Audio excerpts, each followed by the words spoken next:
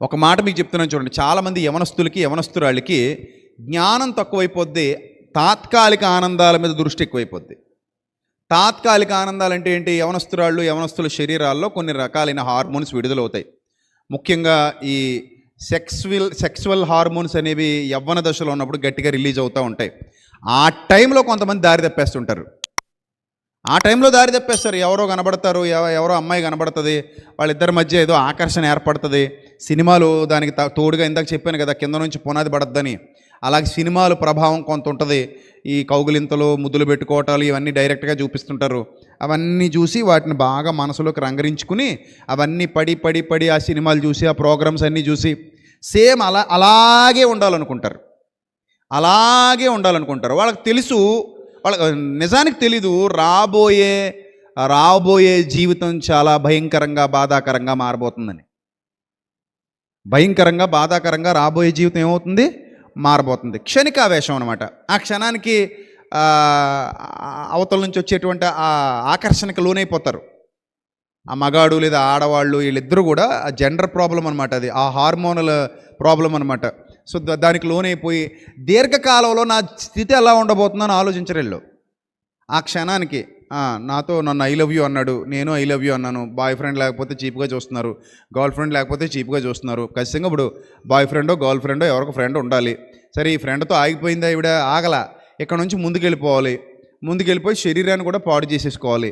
చాలామందికి తెలియని విషయాలు ఏంటంటే, ఎన్ని రోగాల బారిన పడతారో, ఎన్ని గర్భసంచి రోగాలు వస్తాయో, ఎన్ని ఇబ్బందికరమైన పరిస్థితులు తలెత్తుతాయో, లోపల ఏమైనా చిన్న పిండం ఫామ్ అయితే అబార్షన్ ఎక్కడ చేయించుకోవాలో తెలియక ప్రాణాల మీదకి తెచ్చుకున్నటువంటి ఆడపిల్లలు ఎంతమంది ఉన్నారో, ఇవన్నీ చూస్తున్నప్పుడు వాళ్ళ జీవితకాలం రిగ్రెట్ అవుతూనే బతుకుతారు.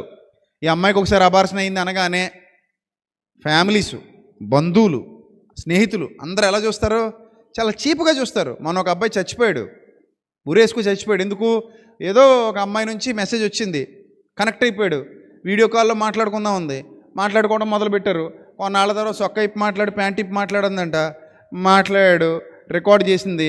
మీ నాన్నకు పంపమంటావా, నెల డబ్బులు నాకు పంపుతావా? నెక్స్ట్ ప్రాసెస్ అదే అయిపోయింది. ఇంకా దొరివేసేస్తుంది. మీ నాన్నకి, అమ్మకి, మీ బంధువులకి పంపమంటావా, నెల జీతం నాకు ఇచ్చేస్తావా?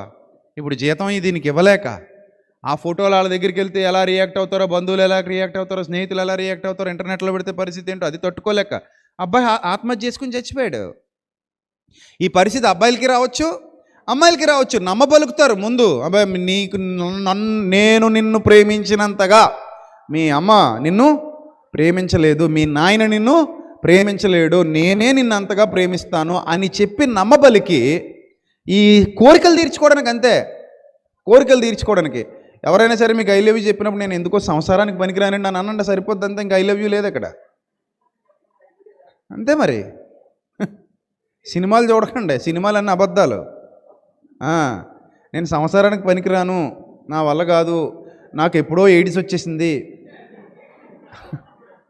అని అన్నారనుకోండి, ప్రేమ బయటపడిపోద్ది. అదే నువ్వు బాగానే ఉన్నావు కదా, నీకు ఎయిడ్స్ అంటే మా నాన్నగారి నుంచి వచ్చిందనండి, అంతే, అయిపోయింది. ఇంకంతే. ఇంకా మళ్ళీ నీకు లవ్ లెటర్ రాదు, మళ్ళీ నీకు వాట్సాప్లో మెసేజ్ రాదు. అదే నీకు ఎయిడ్స్ వచ్చినా మీ అమ్మా నాన్న నిన్ను ప్రేమిస్తారు. నా పాయింట్ అర్థమైందా? నీకు ఎయిడ్స్ వచ్చినా మీ అమ్మా నాన్న నీకు మందులు వేపిస్తారు, నేను ప్రేమిస్తారు, నేను దగ్గర నుండి చూసుకుంటారు. కానీ వాడు చూడ్డు, ఆమె చూడదు. ఇక్కడే నీకు అర్థం అవ్వాలి. అదంతా ఇది యవ్వన మాయ, యవ్వనంలో ఉండే మాయ, అంతే. అది ఆ మాయ కొన్నాళ్ళు ఉంటుంది, ఆ తర్వాత తగ్గిపోద్ది. దట్ ఈజ్ నాట్ లవ్, అది తగ్గిపోద్ది. ఈ తాత్కాలిక ఆనందాల కోసం శాశ్వతకాల సంతోషాలని చాలామంది యవనస్తులు ఏం చేసుకుంటున్నారు? పాడు చేసుకుంటున్నారు.